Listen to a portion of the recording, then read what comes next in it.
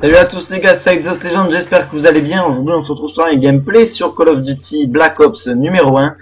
Pour une vidéo très spéciale, aujourd'hui j'ai rassemblé pour vous toutes les informations, toutes les rumeurs qui tournent sur internet sur le prochain opus de Call of Duty Black Ops.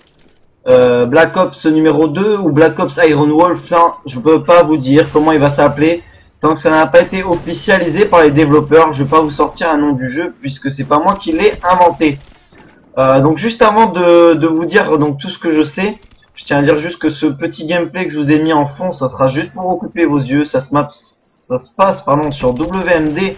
Je joue avec le Gali là, une arme assez simple. Je crois que je vais mourir que 3 fois. Je vais faire plus de 35 kills. Donc c'est un assez bon gameplay et je vous le dis, hein, on va pas s'occuper du gameplay. Là c'est vraiment juste pour vous occuper les yeux pendant que je vous parle. Donc c'est parti les gars. Je vais vous dire donc tout ce que j'ai trouvé donc sur un site anglais qui regroupe absolument tout. J'ai dû le traduire avec mon niveau très faible d'anglais. Donc le jeu devrait sortir comme prévu, comme chaque année surtout, il n'y a pas d'étonnement, le 6 novembre prochain. Il y aura un nouveau mode de jeu, ça s'appellera l'Escort. Ça sera similaire au mode de recherche et destruction, c'est-à-dire que vous n'aurez qu'une vie pendant une manche. Mais là vous devrez escorter un joueur dans une des 3 zones prédéfinies sur chaque carte. Alors, donc voilà, c'est pour ça que c'est comme la recherche, il n'y aura pas de bombe, il y aura un mec à escorter. Mais le truc, c'est que tous les membres de l'équipe n'auront qu'une seule vie. Ensuite, le mode Drop Zone et Kill Confirm seront de la partie, c'est-à-dire donc zone de largage et élimination confirmée. Donc moi, je suis content parce que élimination confirmée, c'était vraiment un mode de jeu que j'adorais. Ensuite, Team Defender et le mode infecté ne seront plus dans Call of Duty Black Ops numéro 2. Ensuite, pour les Point Strike basés sur le système de Modern Warfare 3, les Point Strike spécialistes, attention très important, ont été modifiés. Vous n'avez plus tous les atouts lorsque vous atteignez la série de 8 éliminations. Les atouts seront pro seulement si vous les avez débloqués. Ensuite, le RCXD ne reviendra pas. Et attention, ça c'est le truc que j'ai vu sur le site. Il y aura un nouveau Point Strike, un nouveau kill streak on va dire plutôt. Qui a l'air assez bizarre, ça s'appelle Hit Vision, donc excusez-moi pour ma prononciation de merde, qui se traduit par vision thermique. Donc lorsque vous obtenez les points requis, parce que sur le site c'était pas précisé le nombre de points qu'il fallait avoir pour obtenir ce kill streak, vous pouvez activer ce Point Strike et votre arme a un nouvel accessoire. Quel est ce nouvel accessoire? Une lunette à vision thermique, mais attention, une lunette à vision thermique qui voit à travers les murs. Donc ça peut être très intéressant, un peu peut-être bidon, parce que peut-être que c'est bien pour voir les gars, mais peut-être que ça doit être super difficile à tirer avec. En tout cas, je sais pas, en tout cas ça peut se mettre sur toutes les armes, fusil à pompe exclu.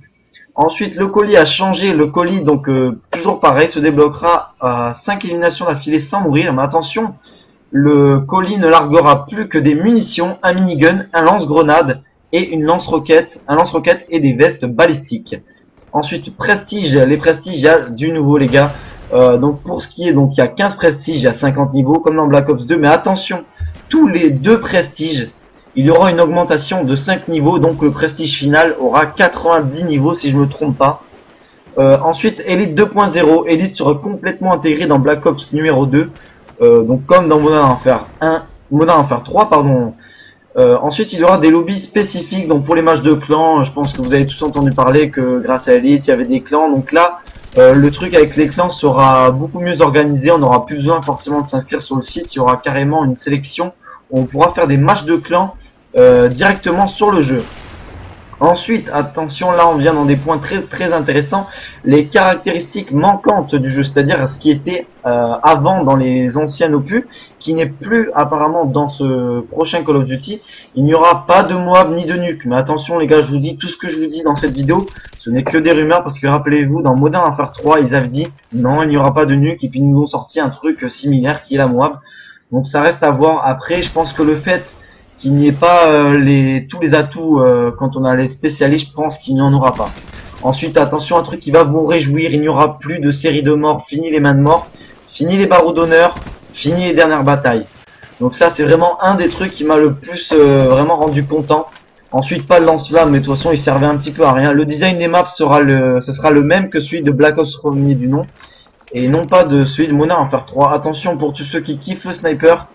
La manipulation des fusils de sniper ont été améliorées, donc à mon avis ça sera un petit peu plus facile de jouer au sniper parce que beaucoup avaient été déçus de ce sniper.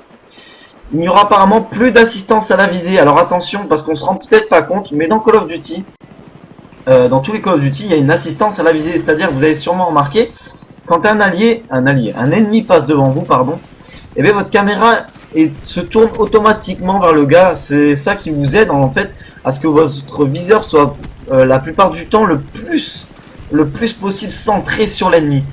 Donc ça c'est vrai que moi personnellement, moi je suis content. S'ils enlèvent ça, ben, ça rajoutera la difficulté, ce qui permettra peut-être à ceux qui jouent plus au Call of qu'aux débutants, ben, de prendre l'avantage sur certains duels.